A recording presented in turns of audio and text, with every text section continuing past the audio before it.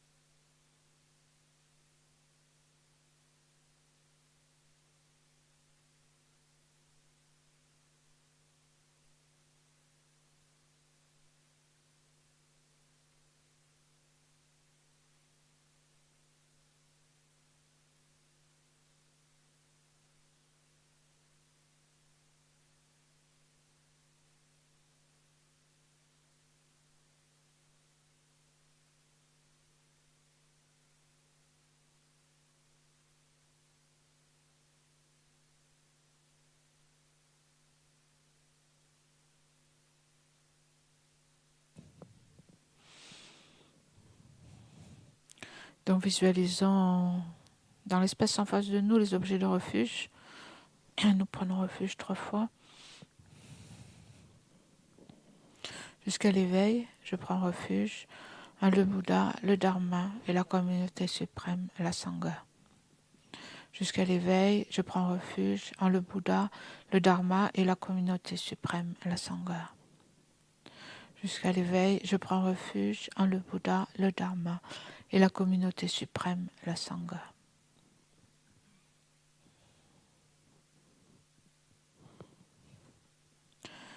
Grâce aux 2 accumulations rassemblées par ma pratique de cette méditation, puissais-je devenir un Bouddha afin d'être bénéfique à tous les êtres.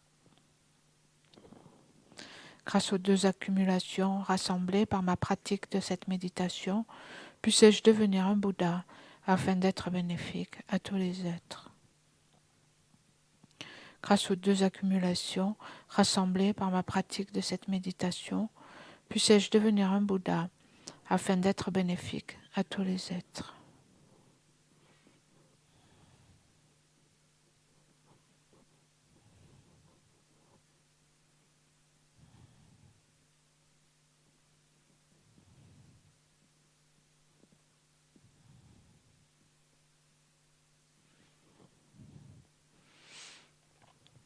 Et nous offrons la prière à cette branche. Avec respect, je me prosterne par le corps, la parole et l'esprit. Je présente des myriades de toutes sortes d'offrandes réelles et imaginées.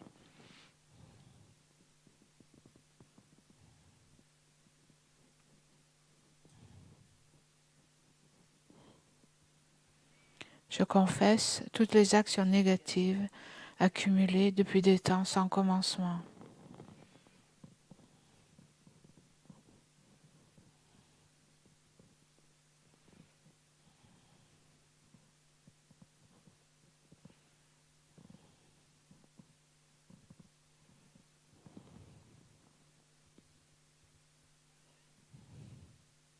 Et je me réjouis des mérites de tous les êtres sains et ordinaires.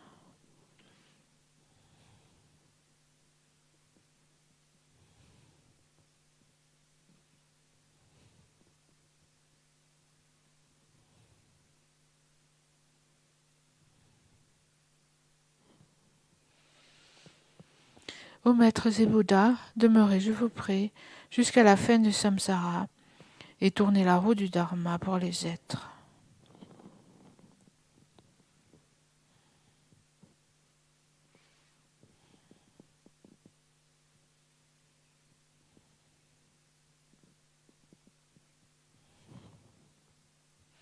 Mes propres mérites et ceux de tous les autres, je les dédie à l'éveil suprême.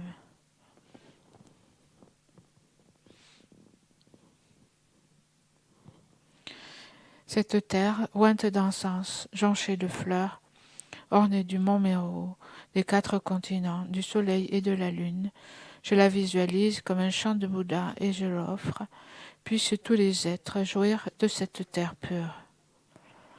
Je prends refuge et me prosterne devant le Maître et les 3 joyaux précieux.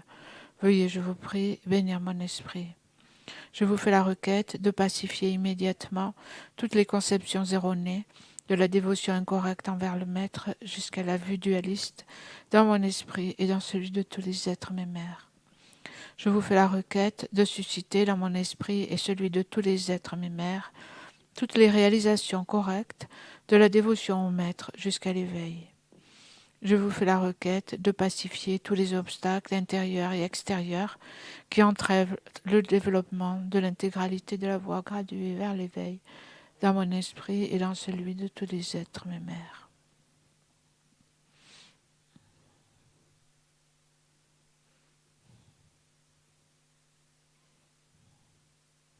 Idam Guru Rana Mandala Kamniataya. Précieux et glorieux Maître Racine, veuillez demeurer sur le lotus et le disque de lune au-dessus de ma tête. Dans votre grande bonté, veuillez me guider et m'accorder les réalisations de votre corps, de votre parole et de votre esprit. Veuillez me guider et m'accorder les réalisations de votre corps, de votre parole et de votre esprit. Vous êtes l'œil qui contemple l'immensité des enseignements, la porte d'accès suprême à la libération pour les êtres fortunés. À l'aide de vos moyens habiles, vous nous pacifiez avec amour. Ô Maître spirituel qui nous éclairez, je vous invoque. Puissais-je à aucun moment ne laisser surgir en moi la moindre vue fausse envers les actions du Maître glorieux. Puissais-je considérer toutes ces actions comme pures et avec cette dévotion recevoir les bénédictions du Maître dans mon cœur.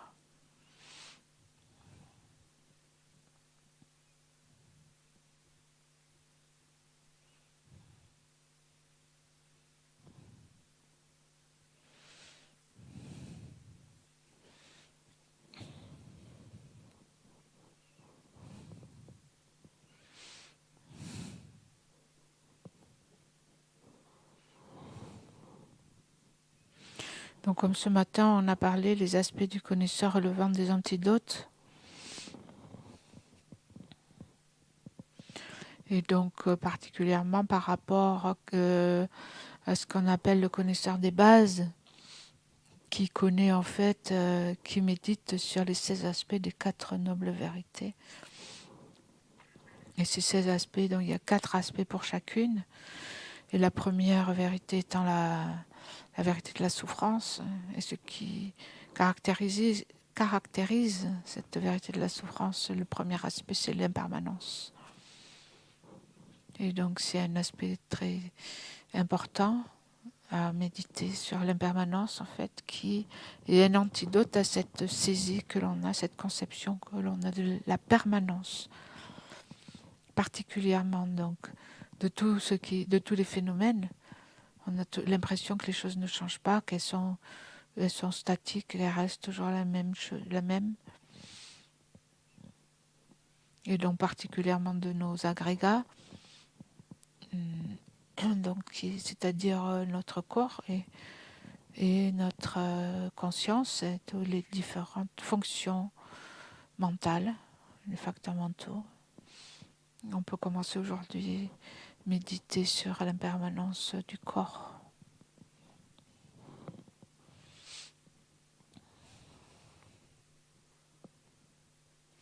Donc ce corps vient de causes et conditions.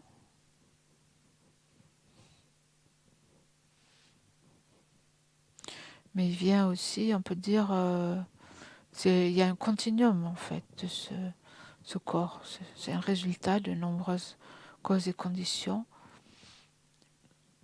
Et c'est quelque chose qui se perpétue d'instant en instant.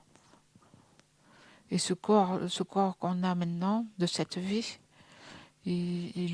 son origine, c'est au moment de la naissance. Donc il y a un continuum. Le corps de ce midi, il vient du corps en ligne, la lignée, en fait, le continuum temporel. On peut remonter dans la méditation de ce midi. Il vient du corps qui s'est réveillé, en fait. Quand on s'est réveillé, toutes les actions qu'on a fait dans la matinée d'hier, il existait aussi hier, avant-hier, il existait au début de la semaine dernière, le mois dernier, l'année dernière. Essayer de remonter mentalement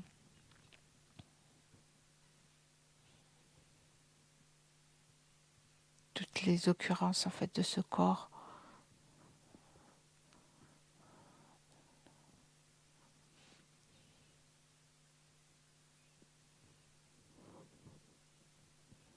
En imaginant en fait votre corps il y a 1 an, il y a 2 ans, il y a 5 ans, il y a 10 ans, jusqu'à votre jeunesse, votre enfance.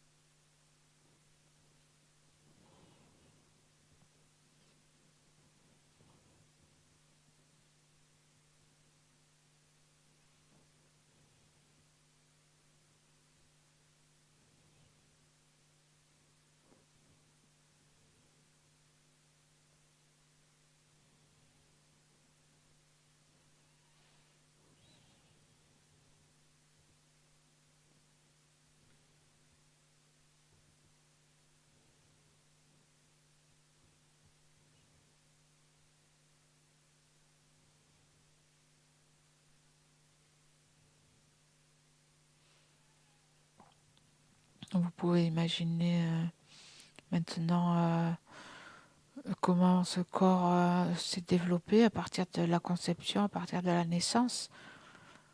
Même si on ne s'en souvient pas, on est né un jour.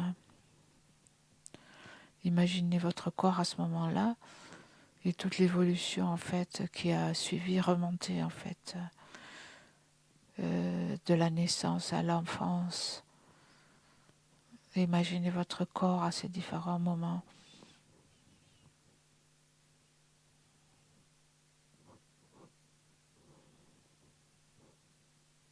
C'est difficile de s'en souvenir, mais on peut avoir des souvenirs, on peut avoir aussi des... Si on a vu des photos, par exemple, on a une idée.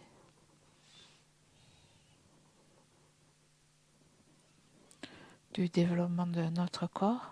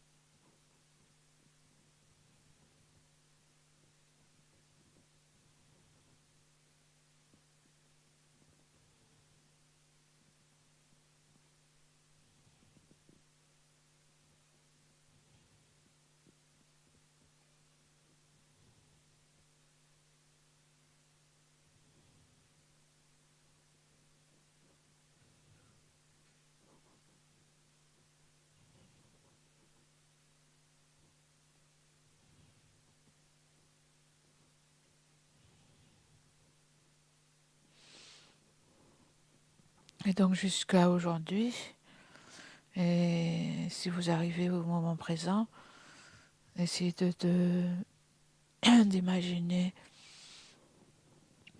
projeter votre corps en fait dans le futur. Imaginez en fait ce qui suit au fil des ans.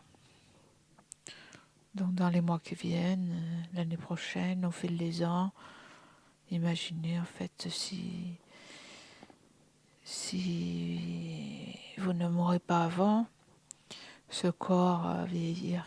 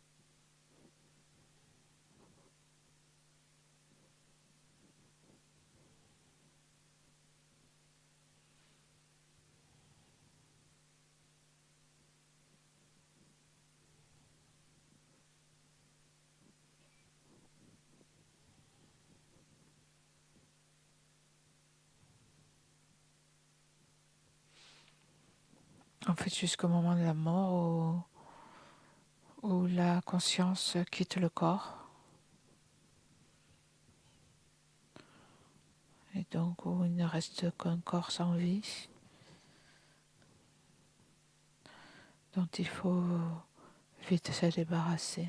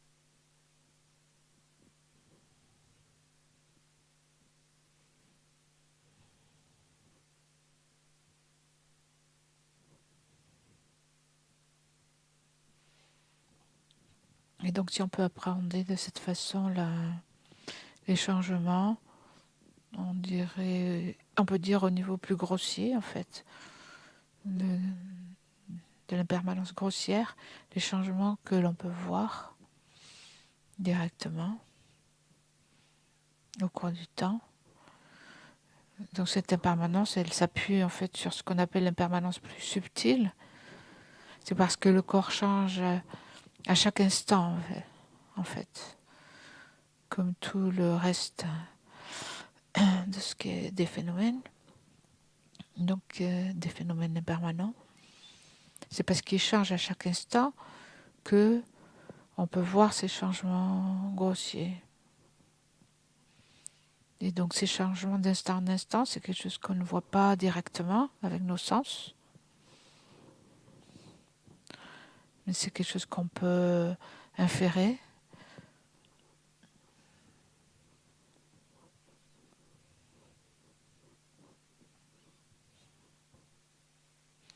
Donc essayez maintenant dans la méditation, de porter votre attention sur les changements qui s'opèrent dans votre corps maintenant.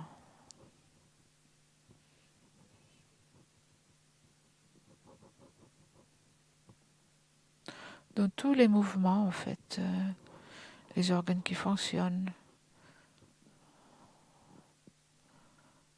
la circulation du sang, la respiration.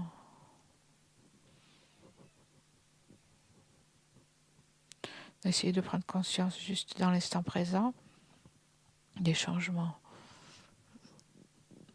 à chaque instant dans votre corps.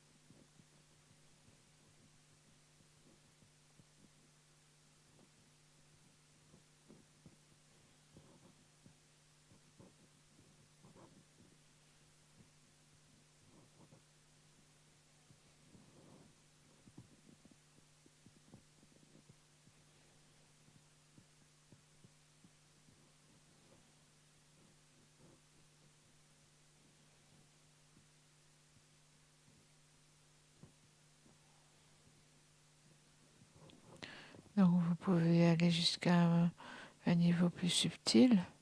Pensez donc les échanges qui se produisent au niveau du sang, de la respiration, les influx nerveux. Et imaginez jusqu'aux transformations des cellules qui se, qui se produisent sans arrêt, même au niveau cellulaire, des cellules du corps qui se qui meurent, qui se défont et de nouvelles cellules qui les remplacent. Et donc c'est un processus continuel.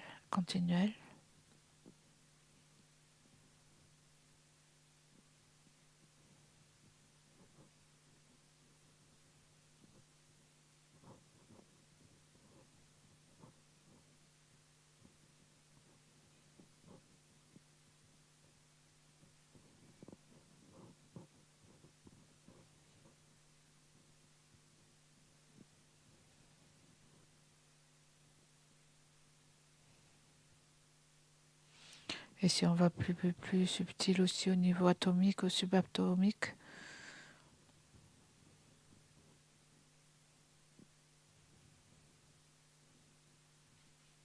qu'on ne peut pas voir avec les yeux,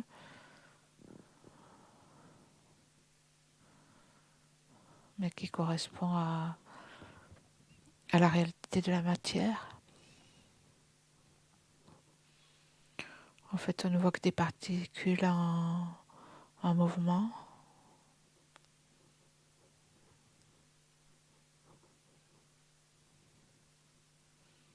Et donc, portez votre attention sur cela et sur en fait la connaissance que c'est ce dont votre corps est fait et composé.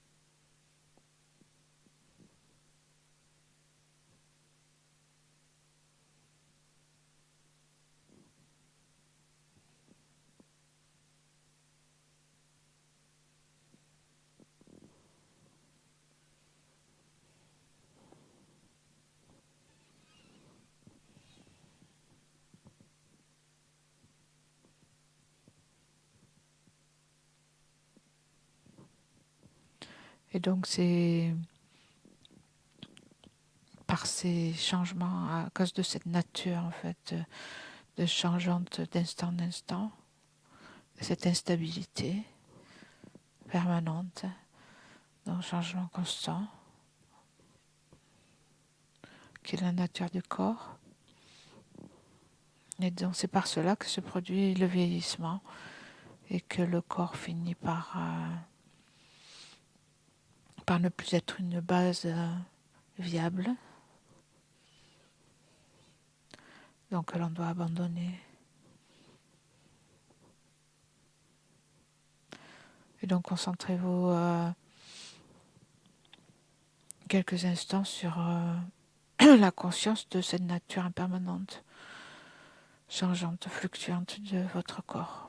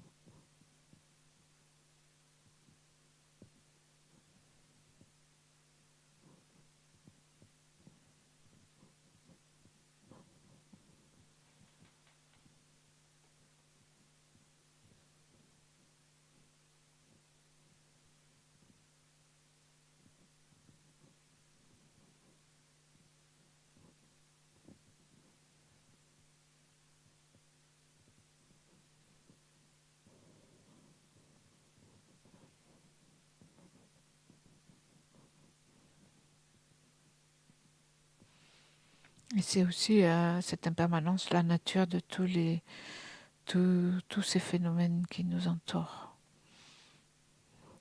Donc ils changent à chaque instant et ils peuvent disparaître à n'importe quand.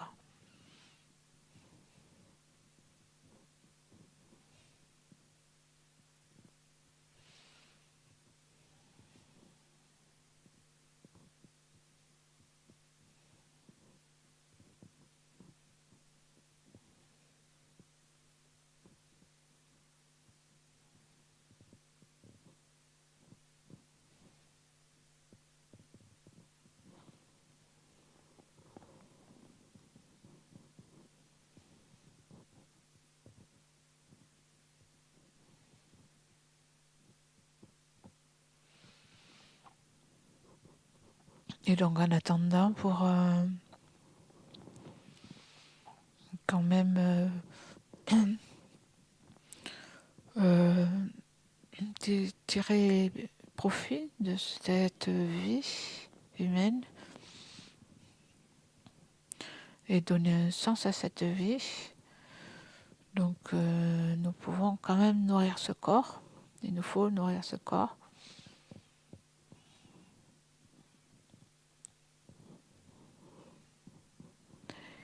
Et donc je vous propose d'abord dédions cette énergie positive que nous avons mis à la méditation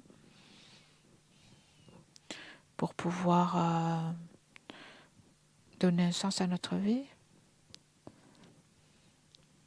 tirer le meilleur profit de cette vie humaine et de ce corps que nous avons obtenu.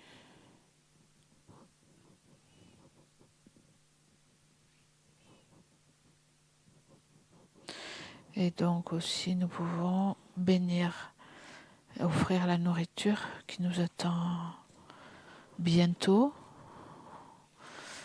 je suppose, à côté, ou qui ne va pas tarder, à la page 207 pour faire l'offrande.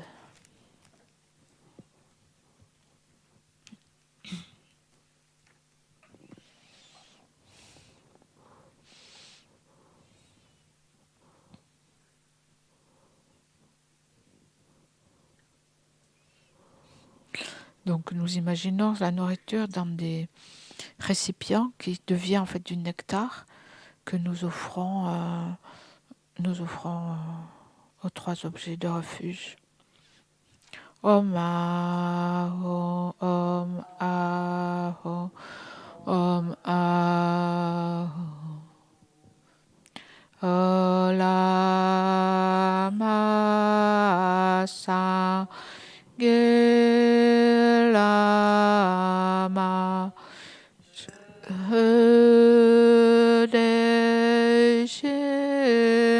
Hudeshilama Gedunte Kongije Polama Telama Namla Shepabo.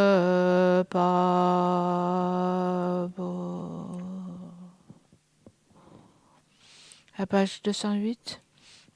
Puissions-nous, ainsi que notre entourage, dans toutes les vies à venir, ne jamais être séparés des trois joyaux, faire continuellement des offrandes aux trois joyaux et recevoir l'inspiration des trois joyaux. Au Maître suprême, le Bouddha précieux, au refuge suprême, le Dharma précieux, au Guide suprême, la Sangha précieuse, aux trois joyaux, objets de refuge, je fais offrande.